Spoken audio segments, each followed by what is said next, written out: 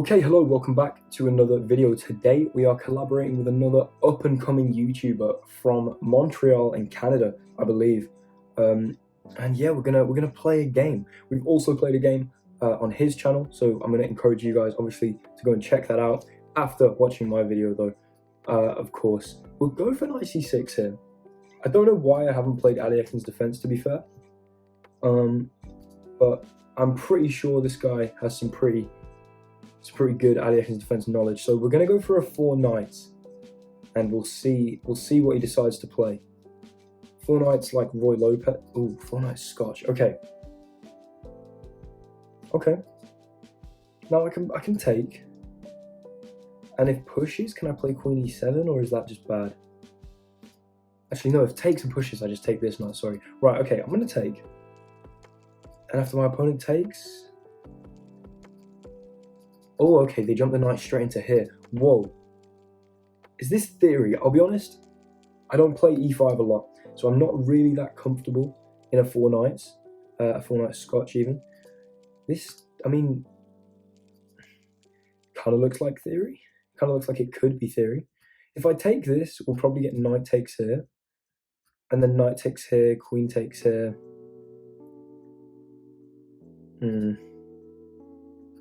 If knight takes, pawn takes, I'm gonna have to move this knight. You know what? I could give this check. But then after knight takes, I'm not really threatening anything with this knight. It's gonna get dislodged and there's just gonna be knight takes here. So this is a very interesting line. I think I'm gonna take this pawn. Okay. Now, this knight is a bit loose here, and we've got the 4 knights on this diagonal here. Very interesting. I'm not really sure. I don't think I've ever been in this position before, which is what you want to see. Got my water here. Stay hydrated.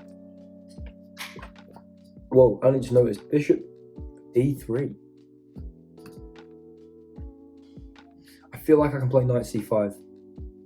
I don't know. I might be about to get rolled with development, but...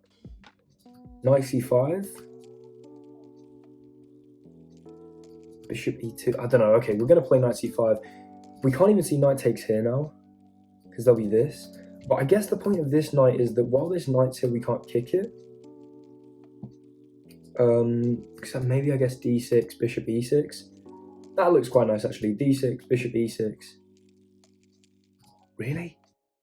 Okay, I'm gonna take this straight away. If they take with pawn, I don't think that's very good. They take with queen. Okay. Now this pawn will fall, but we've got a bishop pair. Unless this pawn doesn't fall. I mean, bishop c5. Looks kind of interesting. But then we'll see check, and I don't know how I feel about that. So I might want to play d6 first. So that on check, I can play bishop e6. Because if I could go knight here actually. If we see queen takes, knight takes, queen takes. Actually, knight here, check. Bishop e7, knight takes. Yeah, okay.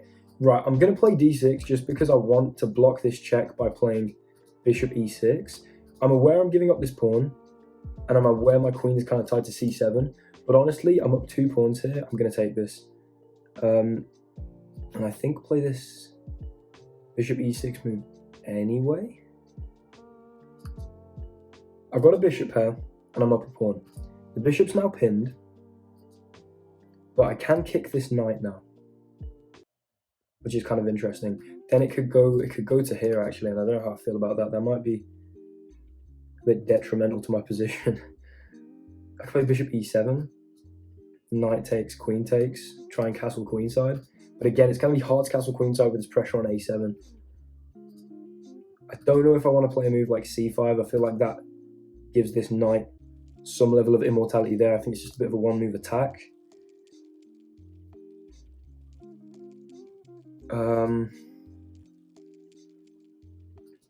Don't hate bishop e7, honestly.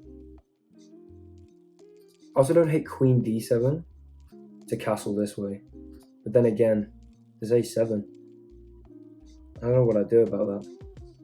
Because queen d7, And if I get to castle this way, there's queen a7 with the tempo of mate because my queen's on d7, so there's no escape square. So I can't even take the knight. I think queen d7. Maybe this comes here.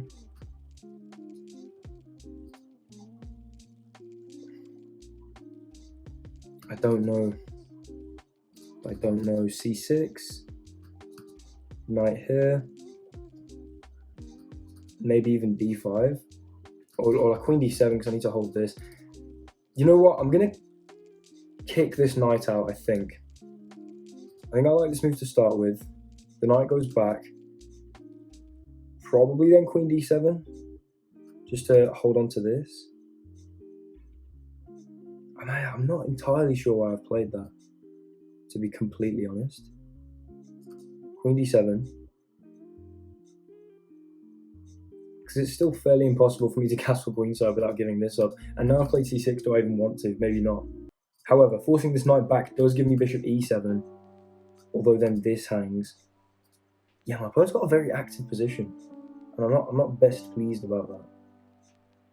Okay, we see take. I'll take here, obviously. Kind of have to. And now, I don't know, same color bishop. It's looking kind of equal, but I'm up a pawn. And so hopefully there's going to be a way. Maybe I play c5 and castle queenside to prevent the problems on here. Because c5, there's no queen a4 to put pressure on here because my queen holds. Or the queen just goes straight away. Okay, putting pressure on this pawn. Now, I might just play e5 and offer a trade of queens, because I think my king is probably improved if it goes to d7. But here, we see here. I can always block with queen. Okay, I'm going to push this pawn. One, because I think I have to, because the pressure on here is mounting, and neither of my rooks are active, while my opponent's rook is very active. We could see f4 soon, but obviously there's the problem with these queens seeing each other now. So, you know, queen takes queen is obviously a threat. If he takes my queen, I'm very happy with my position, actually. I think I'm just going to be marginally better in an endgame. My king feels very, very safe on d7, even could go to c7. I really don't think my opponent should trade queens here. I think most likely, I don't know what they'll do. Queen h5, I can play g6. And then I guess any move on these dark squares, I can play bishop e7. Okay, wait, g6. Yeah, you know what? We're going to go for g6. Unless g6, there's a sacrifice on here. No, because then I take, and then queen takes, and then queen here. And if queen takes my rook, there's background mate here. Okay, g6. I was getting a bit scared that there was a temporary sacrifice to win back a rook here. But that is not the case, because queen e7 will pin the queen to a threat of checkmate on the back rank here. Because while my opponent did have an active position with a lot of pieces, they failed to move this bishop, and now there's been a few trades. I think I'm doing all right. And this queen might have to go and be quite passive somewhere. I mean, to be fair, f3 is not very passive for the queen. I can keep offering queen trades. That's my advantage in being up a pawn in this endgame. But if it goes, yeah, there we see. Okay, queen f3 rather. I could go queen f7. Not sure if I want to. I could also go queen f5. I also have now bought the time. Bought the time to castle queenside, which could be really nice, and play like bishop g7 or bishop g7 straight away to play rook f8. Okay, I'm feeling very comfortable now. I think I will go. I will go for this move. Or should I castle first? No, you know what? Let's keep it ambiguous. Let's go bishop g7. Again, I don't really see a problem with this. Maybe the bishop goes here, but I'm going to get rook f8 with tempo, I think. And then I'm going to castle queenside. Although if the queen steps across and puts more pressure on this pawn, I may regret this plan. However, if the queen steps across, there is maybe an eventuality where I castle kingside. But now, you know what? I'm thinking, what is this? I don't really understand what this is. I guess they're preventing the idea of e4 discovering onto this weak square after moving the dark square bishop. So I might want to just castle queenside now. Yeah. I like that. Because I don't want to allow bishop here preventing that. And now when bishop here, I I could even play rook here first, I think. Or even bring this rook to here. Actually, yeah, let's do that. And just say, you know, this queen now has to move. Steps across, fair play. I can play h6. Oh, bishop here and then g5 looks like a nice expansion. There is the problem of the queen coming in here, but I think if h6, queen takes here, I can take the bishop, because with check there's here, and with check there's here to b8, and then there's no more checks. So I'm fine to play h6, but I do have to be a bit wary of this pawn. The bishop's not looking great because I've sort of clamped down on a lot of the space here. So I'm going to go for g5 again with tempo. And then we're going to probably just play king b8, honestly. Does step into this bishop's diagonal long term. Not really sure how I feel about that. But I do want to hold this pawn, and I feel like that might be the best way to do it. So king b8. And then we're just going to get attacked straight away. But I'm going to now play h5, which comes with an interesting tempo. We could see the taking of this pawn, but I would hazard a guess that that's really risky for white. There we go, because it opens the g file. Now I can open the g file anyway. Here, takes. Here. Yeah, I really like this actually. We're just opening up onto my opponent's king. And I can play this move and take, lifting a rook, and I'm probably going to play rook g8, rook g6, maybe even queen g7, so like this, and then here, and we'll get like Aliekin's gun. You know, we didn't play Aliekin's defense, but playing Aliekin's gun here, getting all the major pieces lined up on one file towards the king, could be ideal here. And I think I'm definitely playing for an advantage now. A pawn up, especially, this h pawn could be argued to be weak, given that it is isolated. However, I'm feeling good about it because I think my attack is hopefully a bit faster than my opponent's. I think I'm going to just step across here. If we see this, I might even just go queen g4, threaten checkmate. But yeah, this h-pawn, it is isolated, but also can be used as a pawn to push and dislodge some pawns here. For instance, say we see g3, which we might be able to force the move g3. We can then play the move h4, and obviously there's no taking because of this pin. Maybe even we want to see the king move, or rather we don't want to see the king move, or white wants to see the king move, I'm not sure.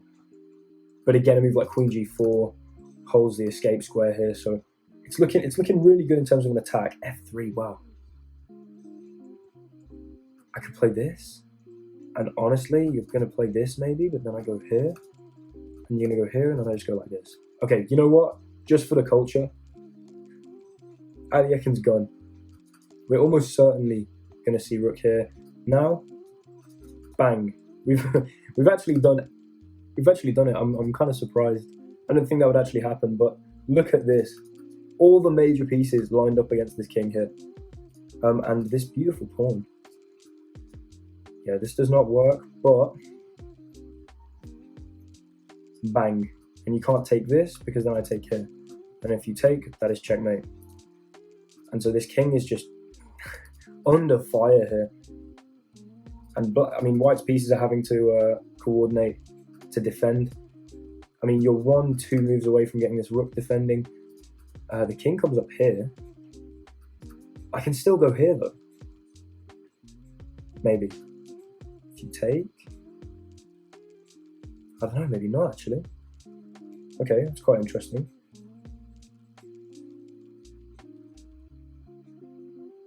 I don't know how to improve my position now, honestly.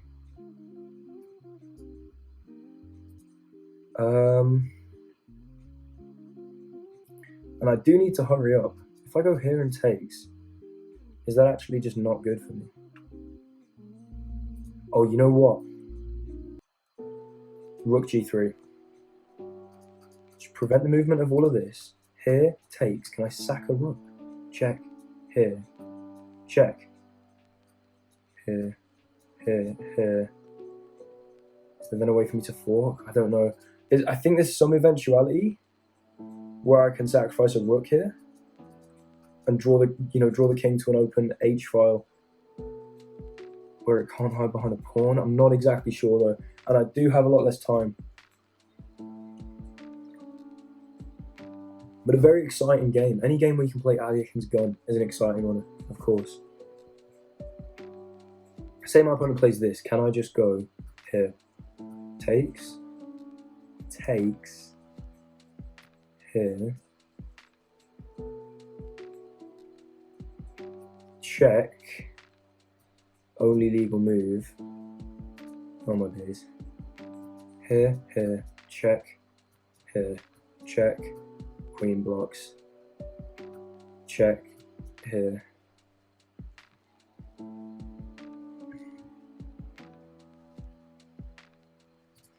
I might need to just go for it, you know. Actually, you know what? I'm going here. This might look like a kind of pointless move, but my plan is to go queen to f4. And I think this move, like with this pawn here, doesn't really add too much pressure. I mean, yes, there's long-term some ideas of breaking through. Okay, now I go here. Now I hit this, and I threaten this big discovery here. Oh, maybe I should have just gone for h3. I don't know. King drops back. Now I go here.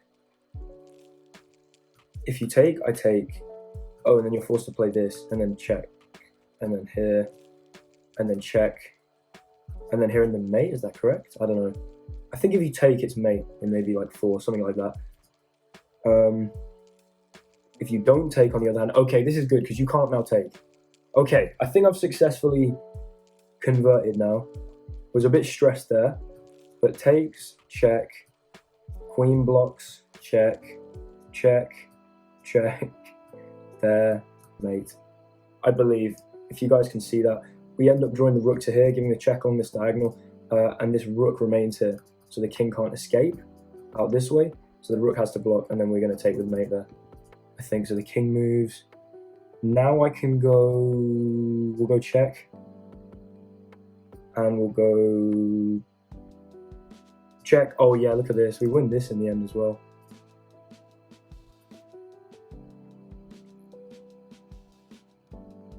I'm gonna go check first, and then I'm gonna take this because you have to now go here. Otherwise, I take this with check. And when you go here, I can take this, and then I'm threatening to like take your rook, I guess, or the rook blocks.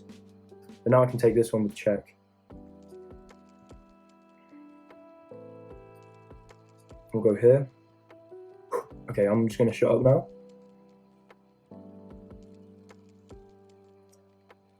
Resignation. I had 18 seconds. Oh, I should have played that out. But I think I would have managed to clinch the win there because I was a lot of material up. Wow, what a game. Let's look at the analysis. Okay, so here we are in the analysis now. If we scroll down here and have a look at that graph, I think the story of that game is I played an opening that I'd never seen before, or that I'd seen at least, but was not very comfortable in. Lost, you know, a bit of an advantage here, and then fought it back. And then evidently this Alyakin's gun idea was very strong. So let's go through the game move by move. E4, E5, knight f3, knight c6, knight c3, knight f6, d4. So this is a 4-knight scotch, I believe. I took here, I think, good move. And then knight d5, I think is a book move.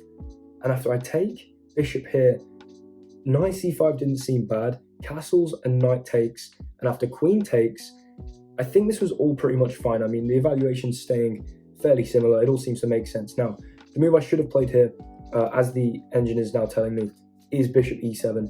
I didn't like the idea of giving up the bishop pair, but I think it was kind of necessary to block this rook check. What I played was d6, which was not a good move, but I wanted to block the check with bishop e6 because I felt like I wanted to castle queenside. I don't know why, honestly. However, after knight takes here, apparently I could have been punished a lot stronger with the move bishop g5, which does make a lot of sense actually, because then, you know, say we see bishop g5, I can't play bishop let's turn on the engine by the way. I can't play bishop e7 really because I get pinned, and then there's just so much pressure on here, and my king's really weak and I can't castle, and that is not looking good. So thankfully my opponent didn't really make the most of that, but then I took here, which was a bit inaccurate. I could have gone for knight e5, But I did like the idea of just simplifying because I was up that small amount of material. And after takes, bishop e6 was the best move. The rook came across, and I was supposed to play h6 here, I guess, to prevent bishop g5 ideas. c6 was fine though, pretty much the exact same eval. The knight moved back, and then queen f6 would have been interesting actually. And the idea being that queen f6, if queen takes, there's pawn takes, and I open the g file. Also, if this knight ever takes the bishop, there's pawn takes, and after rook takes pawn, you come up here. And I guess this is an endgame that I'm happy in, but it looks kind of drawn. There's not really many fighting chances, so I don't really want to trade the queens. So queen d7, but then this is not looking great for me, probably because of these dark squared weaknesses, and the fact that this bishop, it wants to come to here, maybe to go across to a5 there. But knight takes, and after knight takes, I was happy, because pawn takes, and I felt like I was simplifying. This queen move is where I think I felt comfortable. And it's where you see the evaluation swing my way, because e5 best move, which obviously I found, offers to trade the queens. And say we saw that queen trade, as I was talking about, I get this big advantage because honestly, my king is better close to the center as we head into an endgame. I'm going to have the open f file for my rook, probably bring the other rook to the e file. I have an extra pawn as well, which is obviously the main thing in this endgame.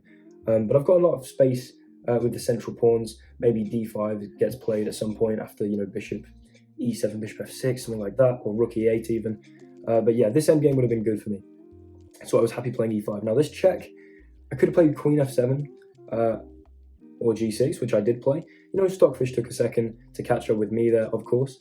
g6, the queen goes back. Bishop g7, best move, that's good.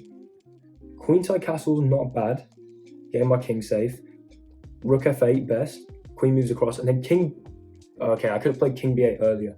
I like playing h6 with tempo. Again, Stockfish just needs some time to catch up. h6, bishop back, g5, bishop back. And then this is where I played king b8, which gives away a bit of the tempo because I should have just gone for h5, ready to trap that bishop. But I played king b8 because I really didn't like the idea of allowing the queen to infiltrate on a7 and then potential, h4, h5, h6. Doesn't, it comes quite fast, I think, especially when the queen's here and the rook's here. Wasn't too pleased at letting that happen. But apparently this gave my opponent time to play f3 and like bishop f2, which now I see it looks very scary. So I don't really want to play c5 because there's moves like b4. So yeah, but my opponent didn't make the most of that. They went for a4. Cannot blame them really trying to attack my king, but then I went for h5, which the computer isn't loving because they can still play f3, so I should have played g4 to prevent f3. But after they didn't do that, yeah, now there's no f3 in the position, I'm completely winning. Because takes, bishop f6, best move, takes, rook takes, and from here, as I said, this was the position, or rather I think this was the position where I said, Aliekin's gone, put loads of pressure down that g file that's open, and that's exactly what we did. I mean, move the rook across, move the other rook across, move the queen across. Was that the best move? No, I should have played a6, but move the queen across, Aliekin's gone, of course we're going to play that. Queen goes back, push the pawn, the king comes across, and then rook g3, best move. That's nice. Okay, Stockfish is loving it there. I did play rook g3. I could not exactly tell you why. It just felt very restrictive and like a really nice move to play. They now can't push this pawn. It sort of disconnects the queen from here. The king can't come up or anything. I don't know. It felt like it was a bit of a thorn in White's position, and so I just played it fairly intuitively. Here, I should play h3. h3, and there's... if takes... It is mate. Why? Come on, I can work this out. Oh my god, queen d7. Takes, queen d7 first. Because what I was thinking was that there was check, and then you block with the queen, and I get the queen for the two rooks, and I get queen and pawn for two rooks. But if I go queen d7 first, the king either goes here, in which case, then I just come across, and that's mate, or it goes here, and then I come across, and after you block, it's mate. So what I have to do is give the king a check to drive it away from being on that h3 square where it can hold the queen. Okay, definitely should have played... If I'd seen that, I would have played h3, but I didn't see that queen d7 check first. However, I really like this move queen g5, and then just playing queen f4, prompting the king to move. But now I play h3, and this is the line I calculated with takes, check, you have to block.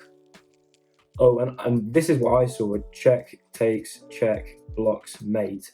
But there's a funnier line where you go check, rook blocks, and mate here because the queen is actually pinned. That's kind of nuts. But yeah, obviously they couldn't have taken. So after we played this move, they had nothing really to do. We take, they take. I should have gone here first, but anything's really winning here where I go check, take this, king comes up, come back, which is kind of nice actually. That's the best move. I'm hitting this, I'm threatening checks. I'm gonna win here. I did have 18 seconds, so my opponent maybe could have played on and pressed for an advantage, but I'm completely winning this position. And yeah, that's where my opponent resigned. If we just look, yeah, there's lines where I just take this with tempo on a rook. Yeah, it's definitely completely won, but let's go back to that position where my opponent resigned. Here we go. Actually, let's go back to the position where I formed Ali Ekin's gun there, looking lovely up the G file as I outro this video. Thank you very much for watching. This was a collaboration with Dubious Chess, Canadian YouTuber, up and coming like myself, chess YouTuber, of course, from Montreal, Canada.